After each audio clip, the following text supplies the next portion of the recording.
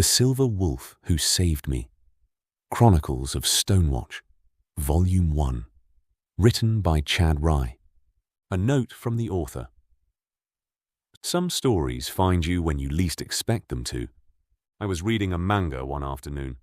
The Apothecary is going to make this ragged elf happy, by Giba-chan, and something in those pages stopped me cold. Not the art, though it was beautiful. Not the world, though it was rich and strange. It was the man at the center of it, the way he moved through the story, quietly, protectively, with a kind of strength that didn't need to announce itself. I had not seen that kind of man on a page in a long time, and I thought, I want to write that. I want to write a man like that, and I want to write him honestly, without softening the edges or pretending the world he lives in is anything other than what it is. The world Itavus in this story is brutal. I want you to understand that before we begin. The continent of Itavus is not a kind place.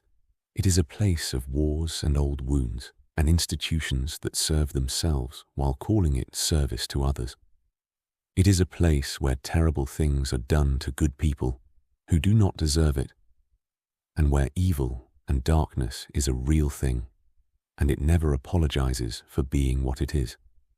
It only seeks more of itself, and to corrupt those that it can touch. You will not see all of that darkness in this first volume, but you will feel it in the edges of things, in what is not said, in what has already been done before the first page begins. What you will see, what this story is truly about, are two people finding each other inside that darkness. A scarred old warrior who carries more than anyone knows, trying every day to be something better than what the world made him. And a young woman climbing up out of the worst years of her life, learning, slowly, painfully, one small moment at a time, that not everything in this world intends to hurt her. This is a story about real strength. The quiet kind. The kind that protects instead of destroys. It is a story about healing, about how long it actually takes and how hard it actually is and how worth it is anyway.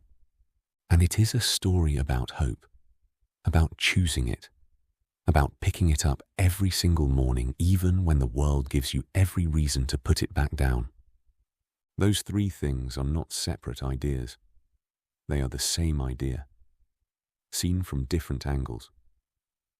I believe that with everything I have. I hope you hear it in every word. This is the Silver Wolf Who Saved Me. Let's begin. The Man Who Found Me. Chronicle Entry 1. Being the first entry in the personal chronicle of Esbeth Ironwood, formerly of Ariel in the Sunlands, now Lady of Stonewatch Tower and its surrounding lands, written in the 25th year since my liberation. The prompt in the journal before me seems simple enough. Describe a man who has positively impacted your life.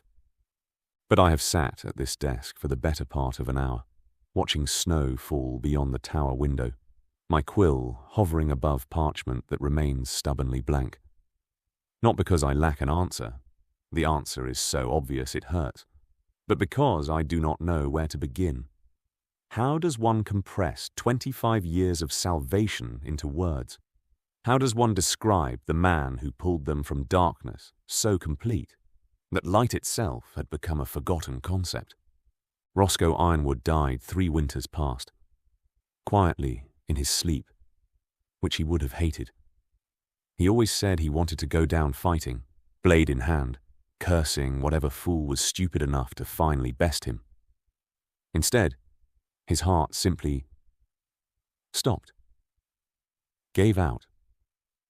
I found him in the morning, still in his chair by the fire, a half-finished cup of tea, grown cold beside him.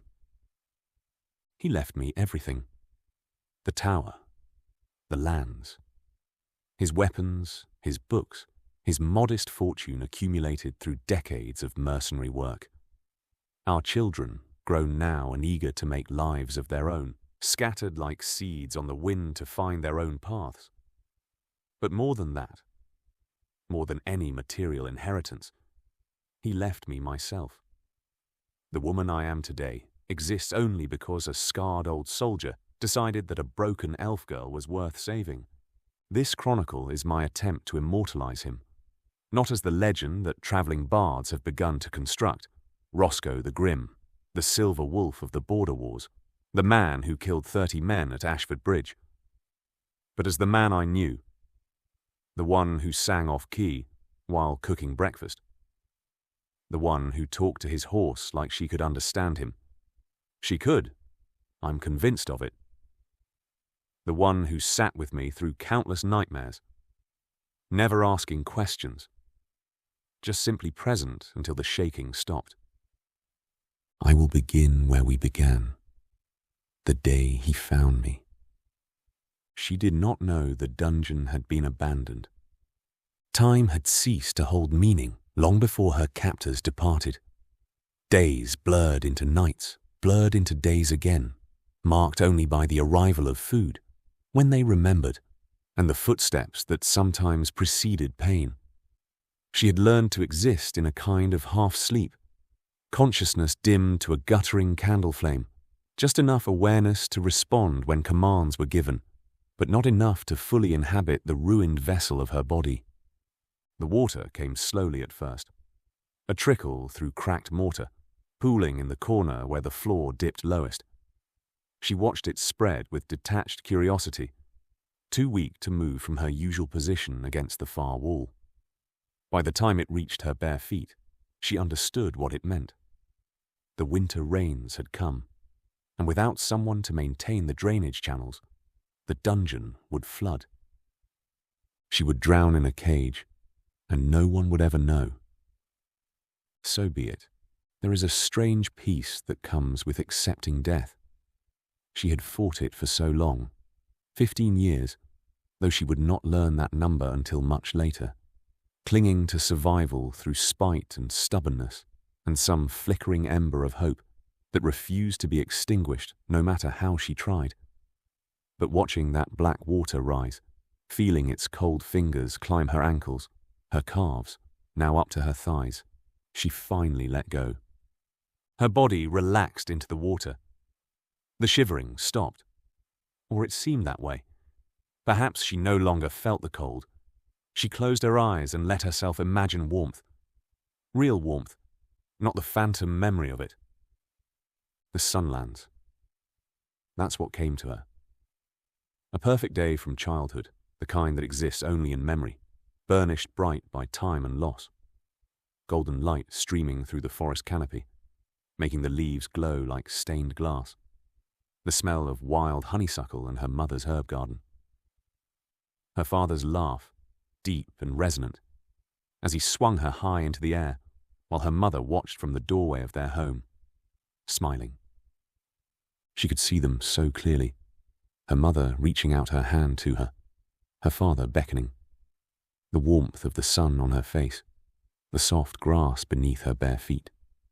No chains, no cold, no pain, no fear, no more waiting. She was almost home. Soon, she thought. Soon it will be over. Soon she would be free. So she closed her eyes and waited. Waited for the release of death. The footsteps, when they came, seemed like a dream. Heavy boots on stone, accompanied by the soft clink of armour and a low voice muttering in the common tongue. The first human voice she had heard in 3 weeks, since the keep had been abandoned. Her eyes opened despite themselves, some survival instinct overriding her surrender. The vision of the Sunlands shattered like glass, and she was back in the cold, the dark, the water rising past her waist. Torchlight flooded the corridor. He was enormous. That was her first impression. A mountain of a man, broad-shouldered and thick with muscle, despite the silver in his beard and the lines carved deep around his eyes. Dark armor covered him like a second skin, fur-lined against the cold, and a sword hung at his hip that looked large enough to cleave her in two with a single stroke. Scars marked his face, a pale line through his left eyebrow, another curving along his jaw, a third disappearing into his hairline. Fresh wounds, too, barely scabbed, suggesting a recent fight. He looked like every nightmare she had ever had. Her heart hammered so violently she could hear it in her ears. Everything in her screamed to flee, but the water held her like chains. Men this large had always been the worst, the ones who could break you without effort, who would use their size and strength to hold you down, like a vice. She scrambled backward, or tried to. Her legs would not obey. The water had reached her waist now, and the cold had stolen what little strength remained. All she managed was a pitiful, crawling motion that pressed her harder against the stone wall, as if she could somehow phase through it and escape. The man stopped before her cell. The torchlight caught his eyes, pale grey like winter storm clouds, and she watched them move across her body with an expression she could not read, taking inventory of her scars, perhaps, calculating her value, determining what use a half-drowned elf might serve. "Please," she heard herself say, the words bypassing thought entirely, dragged up from somewhere deep and automatic. The words came out in the common tongue, broken and hoarse. "Please, no hurt. Esbeth, be good slave. Esbeth, obey. Please." She hated herself for saying it, hated the pathetic, crawling thing she had become. But survival instinct cares nothing for dignity. 15 years of conditioning had taught her tongue to shape those words before her mind could intervene. The man's expression changed. His jaw tightened. For a heartbeat, she saw something fierce and terrible move across his face, not directed at her, but at the world that had made her speak this way. Something flickered across those storm-grey eyes, something that looked almost like pain, before his features settled into careful neutrality. Then he pushed it down, buried it beneath practiced calm, and slowly, deliberately, knelt. The motion was deliberate, unthreatening, like approaching a wounded animal. And then he spoke in Elvish. Her heart stopped. No one had spoken Elvish to her in how long? 5 years? 10? The language of her childhood, mangled but recognizable, coming from this human mountain. "Calm yourself, child. I am not here to harm you." His accent was terrible. The consonants were too hard, the vowels flattened by a human tongue unused to the language's flowing cadences. But the words themselves were correct, and more than that, they were gentle. She had not heard gentleness in any language for longer than she could remember. She stared at him, unable to process what she was hearing. "I am going to get you out of there," he continued, still in that rough Elvish. "The water is rising. You will drown if you stay. Do you understand?" She managed a nod. Her teeth had begun to chatter, whether from cold or fear or both. The man rose and examined the cell door. Iron bars, rusted but still solid, secured by a lock that had long since seized shut from neglect. He tested the mechanism, grunted in dissatisfaction, then stepped back and rolled his shoulders like a laborer preparing for heavy work. What happened next? She did not understand until later, when Roscoe finally explained the nature of his abilities. At the time, she saw only this. The man closed his eyes, breathed deep, and when he gripped the bars again, something shifted in the air around him. A pressure, a weight, a sense of force gathering like a storm about to break. He pulled. She pressed herself against the back wall, knowing it was futile. If he could tear iron like parchment, what chance did she have? The metal screamed. Rivets popped from ancient iron as he groaned and grunted. The entire door tore free from its hinges in a shower of rust and debris, and the man cast it aside like it weighed nothing at all. It crashed against the far wall with enough force to crack the stone. The sound echoed through the dungeon, through her bones. Dust filled the air, and through it she saw him standing there, massive and impossible, having just destroyed what should have been indestructible. She knew with absolute certainty that if he wanted to kill her, she wouldn't even have time to scream. And yet, he had called her child. He had spoken gently. Her mind couldn't reconcile the violence she'd just witnessed with the tenderness in his voice. Terror warred with confusion as he stepped into the cell, water splashing around his armored boots, and crossed the distance between them in 3 long strides. "Please," she whispered again, the word escaping without her permission. "Please." He stopped, looked down at her with those storm cloud eyes, and then, very slowly, he unclasped the heavy cloak from his shoulders and held it out toward her. "You are cold," he said in Elvish, "and your clothing is insufficient. Take this." When she did not move, could not move, terror rooted her. His hands were coming toward her, and hands always hurt. He draped the cloak around her shoulders himself. The weight of it was shocking, impossibly heavy because he was impossibly large. The wool immediately began soaking up the frigid water that clung to her skin and rags, the dry fabric darkening as it absorbed the filth of the dungeon. And yet, even wet, the warmth hit her. The wool was thick and warm, lined with fur that held the heat of his body. It smelled of wood smoke and horse, and something metallic, like old blood.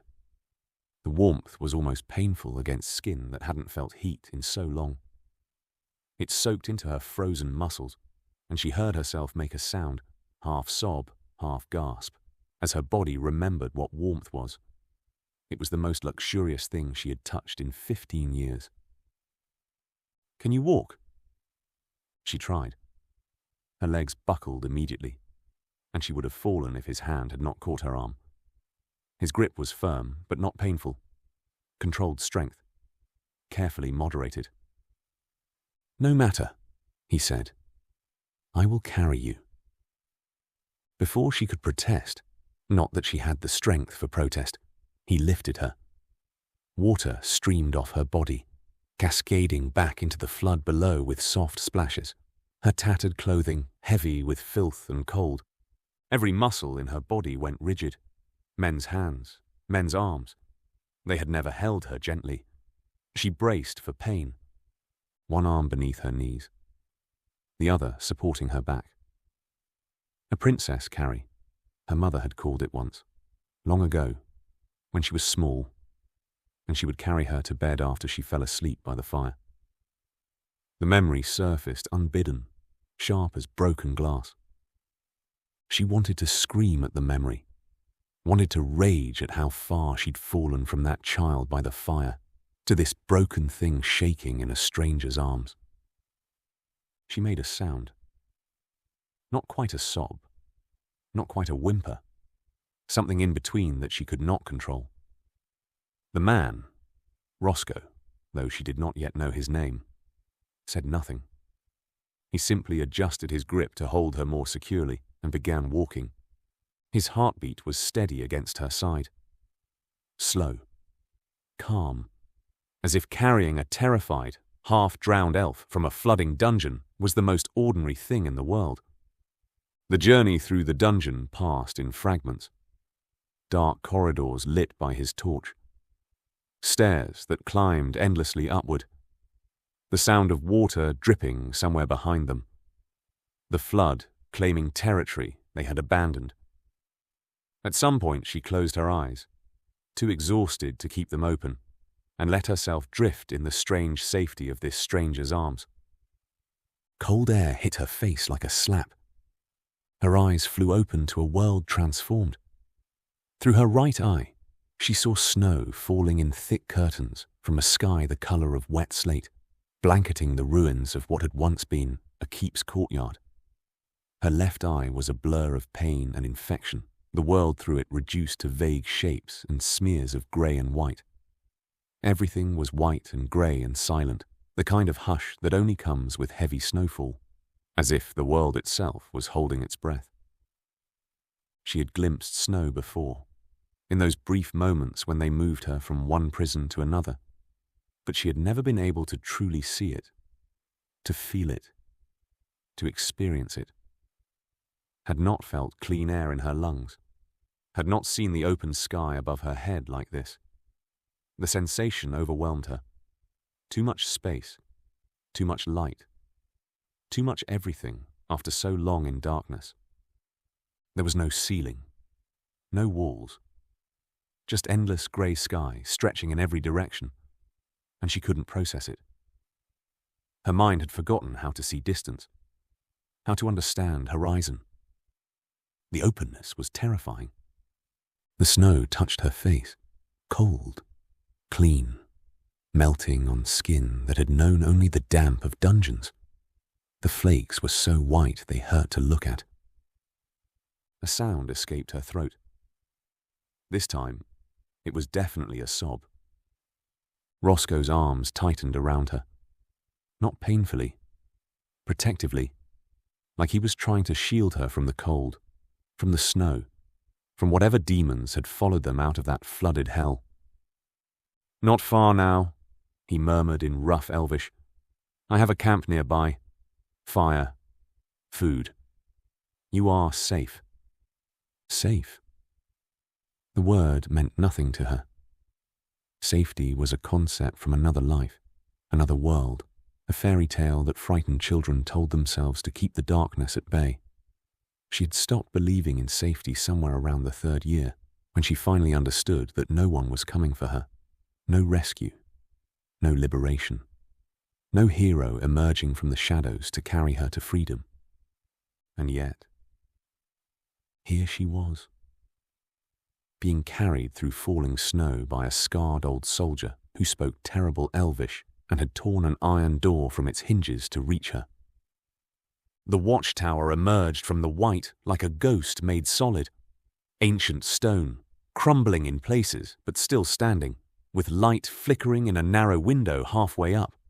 Roscoe had made camp there. She could see the dark shape of a horse sheltered beneath an overhang, could smell wood smoke on the wind. He carried her inside without pausing, up a winding stair, into a circular room where a fire burned bright in a makeshift hearth. The warmth hit her immediately, almost painful after the dungeon's cold. Roscoe set her gently in a worn wooden chair near the hearth. "Wait here," he said in Elvish, then moved with surprising efficiency for such a large man. She watched through her one good eye as he grabbed a bedroll from against the wall and unfurled it before the fire.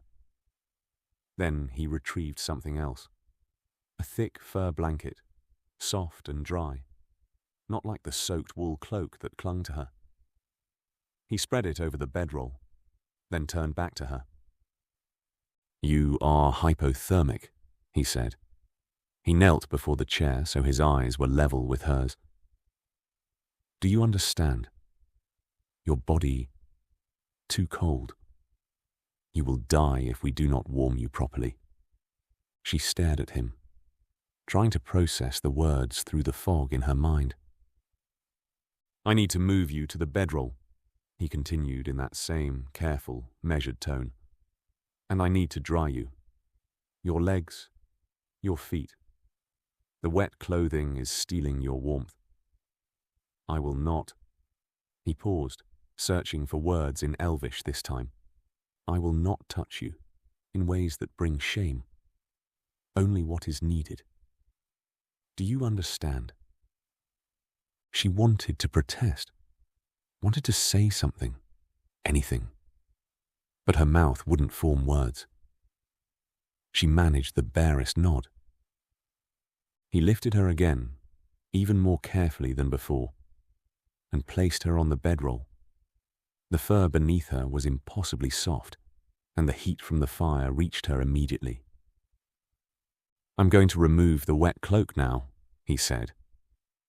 She flinched as his hands reached for her, but he moved slowly, giving her time to see what he was doing. The sodden wool came away, and she heard him carry it somewhere behind her, spreading it out to dry. When he returned, he had several cloths in his massive hands. He knelt beside the bedroll, not over her, beside her, giving her space to see him clearly. "Your legs," he said quietly. "May I?" She didn't answer, couldn't answer, but she didn't pull away when his hands moved to her calves, still covered by the tattered, soaked rags that had once been clothing. His touch was clinical, firm but not harsh. He worked the wet fabric away from her lower legs with care, then began to dry her skin with the cloths. His hands moved higher, to her thighs. She whimpered when he got too far north. He stopped immediately and refocused his touch elsewhere, her feet, her hands, her arms. His hands were warm, impossibly warm, and as he rubbed her calves and feet with brisk, efficient motions, she felt something change. The terrible numbness began to recede, replaced by painful tingling. She made a sound, half whimper, half gasp. "I know," he said, not stopping. "It hurts. That is good. It means blood is returning. You are very cold. This will take time." She tried to pull her leg away, some automatic response to pain firing through her exhausted mind. "Please," he said, catching her ankle gently but firmly. "Let me help you. You are safe. I swear it." That word again. Safe. She went still, too weak to fight, and let him continue. His hands moved with practiced efficiency, rubbing warmth back into her frozen limbs. He stayed below her knees, true to his word, never venturing higher than was proper. When he finished with her legs, he dried her hands and arms with the same careful attention. Finally, he took the dry fur blanket and wrapped it around her, cocooning her in warmth. Then he added another blanket from his supplies, layering protection against the cold that still clung to her core. "Rest," he said, sitting back on his heels. "The fire will do the rest of the work. You are close enough for warmth, but not so close as to burn." He stood and moved to the pot that hung over the flames. "I have stew. When you are ready, you will eat." She looked up at him, this mountain of a man, this killer with gentle hands, this stranger who had walked into darkness and carried her out, and found that she could not speak, could not find words in any language for what she was feeling. She didn't believe his promise of safety, couldn't believe it.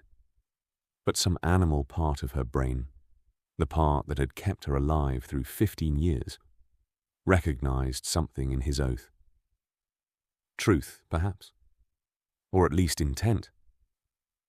The fire's warmth soaked into her, and for the first time since the water began rising, she stopped shivering.